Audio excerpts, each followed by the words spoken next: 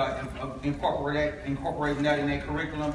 It's a tool that we use to be able to connect with these young people because we're realizing that some of the older tools aren't working. Hip-hop is not only music, it's a culture. It's a way of life. And young people take it really serious. If you notice the way that they dress, their style, you look at them and put your pants up, they give you, they give you the little grunts. They're always listening to their music. It's a sense of expression for them. It's a culture, a way of life. So when we start looking at trying to be able to infuse hip hop into these different curriculums, understand that it's a culture and not just a music. Because if we infuse that culture in our curriculum, now we can be able to use it as a tool to be able to reach them. Hip-hop is a revolution. It started off in the streets of Brooklyn. It's one of the things that is 100% real. Like, young people gravitate toward it because you can take hip-hop is built around taking nothing and building it into something. That's why it's so popular in the poor areas. Because it's built around taking scraps, it's built around taking pain, it's built around taking hurt, it's built around taking defeat, it's built around taking all the bad things and all the frustration and doing something beautiful with it. Hip-hop is built around adaptation and following the trends. So a lot of teachers, I do a workshop built around art and hip-hop, art and history, and art and humanity. And one of the things that is very important is showing positive aspects of like street art. Making the connection so they can understand how art plays a role in history by bringing up the Aztecs, if you got a big Hispanic crowd of young kids, or, trying to be able to make sure that you breed and you focus in on building curriculums that are built around the socio-economical situations of young people. Hip-hop does that. That's a tool that you can be able to use that you don't even have to think about. Just play their music. Take out the cuss words, find it on YouTube, instrumentals, and watch them create. This is not a tool that you use that you give them and then you micromanage them. That way you're going to lose them. Give them the tool, play the music, step away. Step away. Even with the airbrush tool that you will see, I'm going to be showing you guys some everyday tools that you're going to be using. Homestyle spread, caps. This is my girlfriend. She don't like when I talk about this. But this is I took our broomstick and the kitchen broomstick and then just kind of cut some pieces off and made a real funky, idea and design. This is a sublimated shirt. The original is down in our booth, but you can see how I kind of use this pattern to be able to do the different patterns on my shirt. So it's built around taking nothing and creating something. Hip-hop, last but not least, is a universal language. Kids from Spain, from Japan, to China, to Africa. I just did last night I just had a meeting with a group that want to bring us in from India. Want to bring us to India. Because hip-hop is just growing all across the world. So it's a universal language. What I'm going to do real quick before I get into the demonstration and explain to you guys exactly what the airbrush does and how it works and all that, I want to kind of open it up for kind of like a panel discussion. I want to be able to make sure that I'm giving you guys the tools that you need, and if you got any specific questions on how you can be able to incorporate airbrushing and different things in the hip-hop culture in the classroom. Or just tell a story about maybe how you heard about this conference, or how you heard about me, or how you heard about this whole phenomenon of hip-hop and airbrushing. Any questions? Okay. How many air compressors would you need for a class of like 35 kids? So I just did a class of 20 kids, 8-week course. The basic, the most quickest and the basic way to be able to teach airbrushing is by using stencils. So I did an 8-week course, and that 8-week course I broken down 4 weeks. We're going to be talking about stencils, positive and negative space. And then we're going to also give them a clear understanding of what the airbrush is and how to use the airbrush before we even start painting. Because if you bring that airbrush out the first day, you're going to lose them. That's it.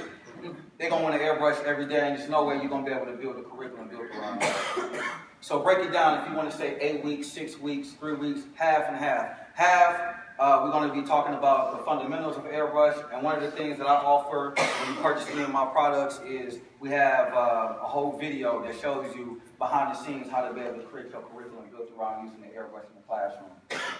So I would break it down normally in 8 weeks, 4 and 4, and when you do it like that, everybody's not airbrushing at one time. So what you do is I normally partner them up in groups, and they create a stencil built around whatever the curriculum, like the one that we just finished up with, built around art and history. So I took my projector, found some different images, allowed them to be able to find images that were stencil based. They projected them on the screen, and then I just had them take tracing paper or whatever, or just regular paper, outlined it, cut it out, and then they have their stencil. I mean, you can do, we're saying, without 45-minute periods. You know, you can. It's going to take them at least 2 to 3 times to get the stencil together. And between that, you can start really focusing in on what you want to be able to have is you want to do the 4 weeks to be able to see what kind of kids are going to be gravitating to the airbrush and who's going to be respecting it. And you have like a little group of kids who do nothing but take care of the equipment. So now you create leadership. And you're using the airbrush almost as like a prize. We do airbrush Tuesdays. I give our kids an opportunity to be able to bring in flat objects to be able to do airbrushing. So so to be able to answer your question, what I would do is, if you're going to do 30 kids, I would probably get 2 machines. This airbrush system right here, you're able to use 2 airbrushes at one time. So I would probably just get 2 machines so you'll be able to have 4 to 6 guns. With the airbrush, with the hoses and the way everything hooks up, you can be able to have, it's another piece that I have when I'm using multiple airbrushes, it's called a quick connect. And you will see those at the mechanic shop sometimes when you hear he's doing the drill. They have some small ones for airbrushes that we sell also. And so you can have 8 airbrushes, 1 compressor set up, and as the kids, different colors, you can have different colors in each airbrush, and as the kids are using them, they just using them one by one instead of trying to set up a whole system where you can have a lot of Yeah, how much ventilation do you need when you're doing this? Well, so one of the things is the problem when you're going to get overspray is if you have a lot of kids airbrushing at one time. And kids want to blast it. They're going to want to, they want paint, they're going to blast it. So what I try to do is 2 different things. Make sure that I don't have them airbrushing all at one time in the same area. And just use something simple. I use a box fan. I take a box fan and take some furnace filters that you use for your furnace. You can get them real cheap. And I take them and I tape them around the box fan. And I turn the box fan the opposite way so it sucks in. So now you can get a whole box of those for like 15, 20 bucks, and they come like 6 to 8 of them. And they're just disposable. You just throw, when they get full of paint, just throw them away, put another one on there. You said you use filters? Yeah, furnace filters. Oh. You can go to like Home Depot. They're like a big square, big filter. You slide them in your furnace. They're pretty inexpensive and they're really disposable. Yes, sir. I know you're speaking as far as young kids, elementary kids, right? Kids. I teach at college. How would this be beneficial to, you did mention something about college, very first. Okay. And that is their music. Right. Let them listen to music as they're producing art. Yes, sir. Yes, sir. You're talking about those words. I said, I can't deal with that. Right. So now, how is this applicable? Give me some ideas. As far as how you could be able to use it in the college? Yeah. Well, airbrushing is, we're talking about, one of the main things with airbrushing is entrepreneurship. It's going to be important for us. We're going to be creating tomorrow's professionals, creative professionals. How are these professionals going to be able to make money? So airbrushing for me, and a lot of the artists that I deal with and I mentor, especially with the young people, trying to figure out a way to where they can be able to be sustainable in today's economy, where you're going back to physically doing something. But technology and all of that is making it real hard for the everyday guy who went to college and graduated from graduated at a college degree. Hey man, I'm gonna tell you honestly, I ain't got a college degree. Here's what I was getting at. Yeah. So not just the airbrushing. Yeah. But the tagging component. The, they had a student exhibition, and I'm the gallery director. Okay. And I had one of the students, instead of putting up a sign, I want you to paint something. Right. So which one to paint? I said, I'll just give you the words, and you do your thing. Yes, sir. And the United Negro College Fund was being held in the school that year. Right. So they came in, and I said, hey, Franklin, wake up. Art something, something. I said, do your thing. And Right. he did. Right. The tagging and all of it. Right. I got some pictures I don't have with me. Okay. But it was all paint and not airbrush. Yeah. We're the same thing as just freedom. You know, it's just the culture just represents freedom.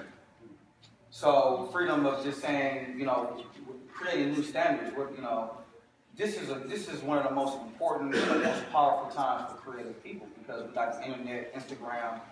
You got independent artists like myself who are making millions of dollars by, instead of going through the normal, and I don't have anything with going that route, the gallery and going through the normal contemporary way, we can create our own path in our own way.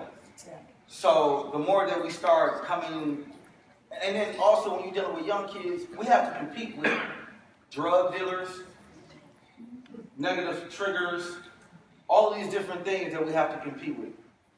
And with young people, they want to make money. They want to make money fast. So how can I compete with a drug dealer or a pimp in his neighborhood? And I'm trying to tell him to do something productive, not sell dope, not sell drugs. But I'm not giving him a tool or anything else to be able to make a living or to be able to, you know, find himself and to grow and to build. So, I mean, on that level, and especially when you're dealing with the educational aspect of it and with colleges, we got to do a little bit better on making sure that these young people, once they leave college, they have a sense of understanding what their true value is as a creative individual, and then giving them tools so they can be successful. Any other questions, comments? What type of ink do you use? I mean, like, is it water? Well, fairly water-based. But what's cleanup like, and is it toxic, or to what extent is it toxic? Okay, so let's go ahead and get into it. 10:25. Let's go ahead and get into it. So the paints are water-based paints. It's a couple different ways you can go about doing it. We do sell a kit that comes with all of the paints, and we do sell paints ourselves. And what you pretty much do is they're already thinned down, ready to be painted and ready to be used with. So you don't have to thin them down. You don't have to add any kind of extender. What I do also tell art teachers who might have some financial problems and they might not be able to afford specific airbrush paint, just take regular acrylic that you have around. Thin it down with some water. Try to use distilled water because normal water out of the faucet has bacteria and stuff in it, and once you mix it up, you might sit on the shelf and you'll start seeing mold and stuff growing and all that other stuff. Go ahead. I was just going to ask, we're talking about the different kinds of paint.